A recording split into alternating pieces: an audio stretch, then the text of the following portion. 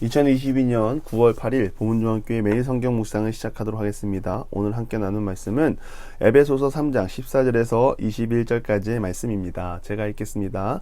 이러므로 내가 하늘과 땅에 있는 각 족속에게 이름을 주신 아버지 앞에 무릎을 꿇고 비노니 그의 영광의 풍성함을 따라 그의 성령으로 말미암아 너희 속사람을 능력으로 강건하게 하시오며 믿음으로 말미암아 그리스도께서 너희 마음에 계시게 하시옵고 너희가 사랑 가운데 뿌리 박히고 터가 굳어져서 능히 모든 성도와 함께 지식이 넘치는 그리스도의 사랑을 알고 그 너비와 길이와 높이와 깊이가 어떠함을 깨달아 하나님의 모든 충만하신 것으로 너희에게 충만하게 하시기를 구하노라.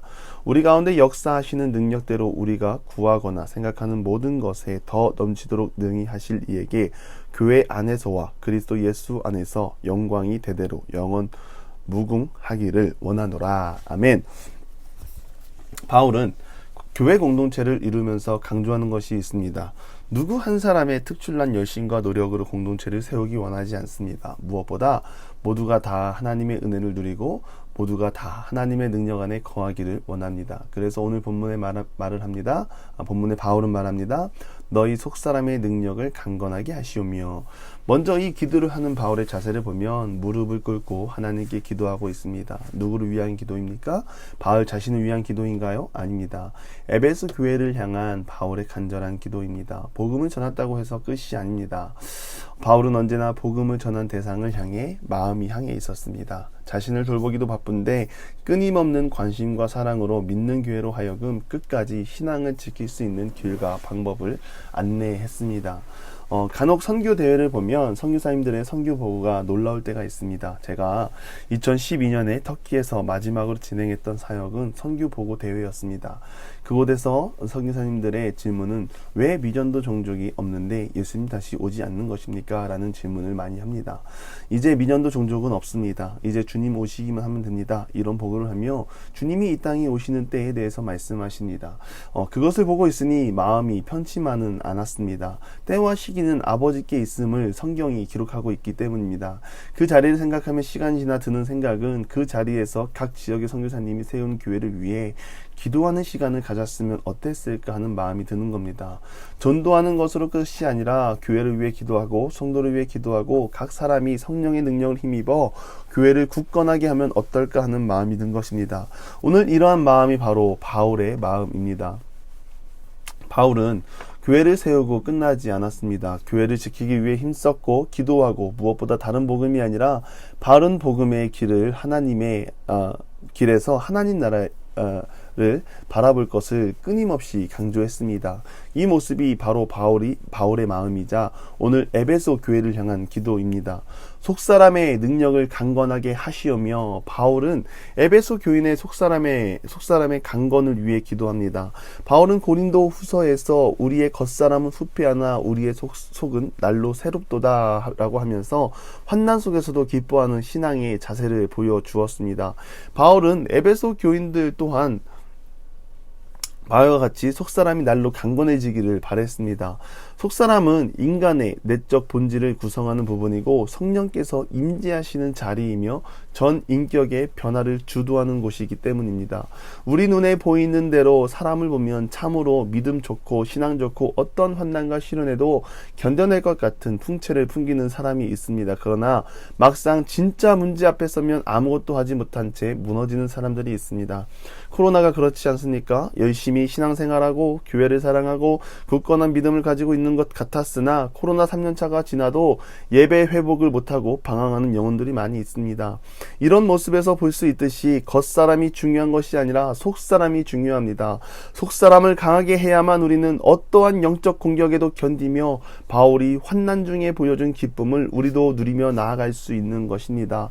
우리가 사는 세상 참으로 억울하고 시험에 들 일이 많이 있습니다. 이런 상황 속에서 우리가 성령으로 충만하지 않는다면 넘어지고 무너지고 신앙을 저버릴 수밖에 없는 것입니다. 그래서 바울이 말하는 것은 외적인 것에 신경을 쓰지 말고 너희의 영성을 겸비하여 성령 의지하여 하나님 앞으로 나오라는 것입니다. 너희 속에 그리스도를 모시라는 것입니다. 세상의 모든 악하고 추악한 것을 끊어내고 그리스도를 모시고 그리스도와 동행할 것을 말하는 것입니다. 사람을 바른 길로 안내하는 분은 그리스도입니다.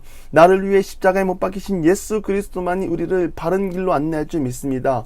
그리스도가 우리를 위해 보여준 사랑이 있지 않습니까? 십자가 사랑, 자신의 목숨을 값없이 내어주신 사랑을 닮아가는 것입니다. 그 사랑이 우리 마음 가운데 뿌리가 박히고 터가 굳어지기를 바라는 마음입니다. 왜 그래야 합니까? 그런 모습을 통하여 하나님의 이름이 높아지기 때문입니다.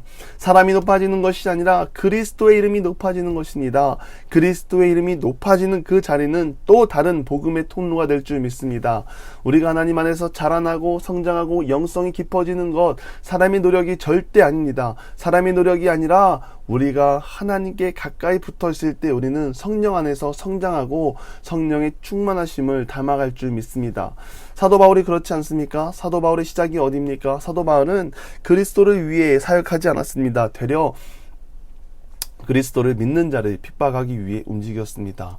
핍박자 사울의 이름으로 믿는 자들을 박해하고 옥에 가두려고 두 손을 걷어붙인 자입니다. 그런 그가 지금은 교회를 세우고 그리스도를 선포하고 하나님 나라를 선포합니다. 변화의 중심에는 부활의 주님이 있었고 날마다 동행하는 성령님으로 인해 핍박자 사울이 전도자 바울로 바뀐 것입니다. 그래서 바울은 말합니다. 성령으로 말미암아 성령 돕는 자입니다. 하나님의 사람을 이끄시고 안내하시고 연약한 인간에게 하나님을 볼 수 있도록 우리의 마음에 손을 두고 행하는 분이십니다. 우리의 간구를 하나님께 아뢰고 하나님으로 우리를 인도하는 분입니다. 우리가 스스로 하나님을 볼 수 있다는 착각은 하지 않기를 바랍니다. 우리는 성령의 인도가 없이는 하나님 앞으로 나아갈 수 없습니다. 그렇게 우리의 기도는 성령 충만함을 위해 기도하고 성령 안에서 자라나게 하시고 성령의 인도를 받아 모든 너비와 길이와 높이와 깊이의 충만함이 우리의 삶 가운데 풍성하기를 위해 노력해야 하는 것입니다. 우리가 그리스도 안에서 성령의 충만함으로 늘 하나님을 가까이 할 때 충만함이 우리에게 부어지는 줄 믿습니다. 사도 바울이 에베소 교회와 모든 성도들에게 말하는 이유는 명확합니다. 흔들리지 않고 다른 복음으로 빠지지 않게 하기 위해서는 이 방법밖에 없다는 것을 말하기 위함입니다. 성령을 의지하여 나아갑시다. 성령님은 우리가 구하거나 생각하는 모든 것에 더 넘치도록 능히 하실 분이십니다. 악한 세상에서 그리스도인으로 살아남는 방법은 다른 무엇이 아니라 성령입니다. 성령님 의지하여 우리가 날마다 하나님 앞에 나아가고 우리의 속사람이 날마다 강건해지는 우리 모든 기도의 용사들이 되기를 간절히 축원합니다. 기도하겠습니다. 하나님, 우리의 겉모습이 중요한 것이 아니라 우리의 속사람이 중요하다는 것을 기억하며 나아가게 하여 주시옵소서.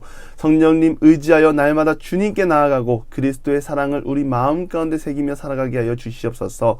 예수님의 이름으로 기도드리며 이제는 우리 구주 예수 그리스도의 은혜와 하나님의 극진하신 사랑하심과 성령의 감화 감동 교통하심이 겉사람이 아니라 속사람을 강건하게 하고 날마다 하나님을 바라보는 인생이 되기를 소망하는 사랑하는 보문중과 함께 모든 기도의 용사 위에 이제로부터 영원토록 함께 하시기를 간절히 축원하옵나이다. 아멘.